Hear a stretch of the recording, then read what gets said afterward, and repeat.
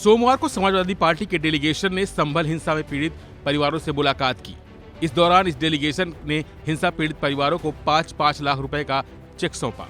विधानसभा में नेता प्रतिपक्ष माता प्रसाद के नेतृत्व में सपा का एक डेलीगेशन संभल गया था, जिसने गेस्ट हाउस में संभल के पीड़ित परिवारों से मुलाकात की। सपा डेलीगेशन को लीड कर रहे विधानसभा में नेता प्रतिपक्ष माता प्रसाद पांडे ने कहा कि हम पहले आना चाहते थे, लेकिन हमें आने नहीं दिया गया।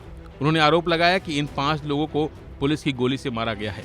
इसके अलावा संभल हिंसा को लेकर पुलिस ने सपा सांसद जिया उल रहमान बर्क के खिलाफ केस दर्ज किया है। इसको लेकर माता प्रसाद ने कहा कि यह जो मुकदमे सांसद जिया उल रहमान पर दर्ज कराए गए हैं वो पूरी तरह से गलत हैं।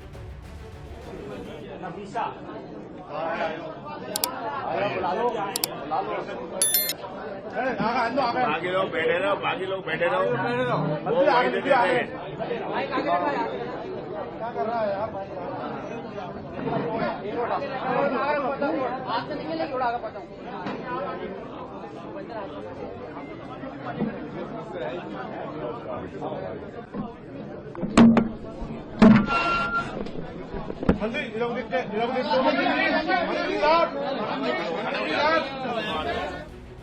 वहीं इस मामले में संभल के सांसद जिया उल रहमान बल्क ने कहा कि संभल ही नहीं बल्कि पूरा प्रदेश और देश शर्मसार है। हिंदू और मुसलमान के बीच कुछ विवाद थे, लेकिन अब वह खत्म हो चुका है। यह कैसा न्याय है कि हमारे लोगों को मार दिया गया और हमारे ही खिलाफ मुकदमा दर्ज किया गया है। हुई है, यकीनन उससे सिर्फ संभल नहीं पूरा प्रदेश और देश शर्मसार हुआ है। जो इस प्रकार की घटना यहाँ संभल में अंजाम दी गई है, और ये हकीकत है कि संभल अति संवेदनशील जगह रही है और यहाँ पर पहले जरूर आपस में लोगों का इख्तलाफ था, झगड़े थे, लेकिन ये भी एक हकीकत है कि 29 साल से यहाँ पे कोई हिंदू मुसलमान का कोई फसाद नहीं हुआ। लोग सुकून से रह रहे हैं। इस सुकून को आग लगाई गई है और ये भी सच है, हमारे 5 लोगों की जान ली गई है।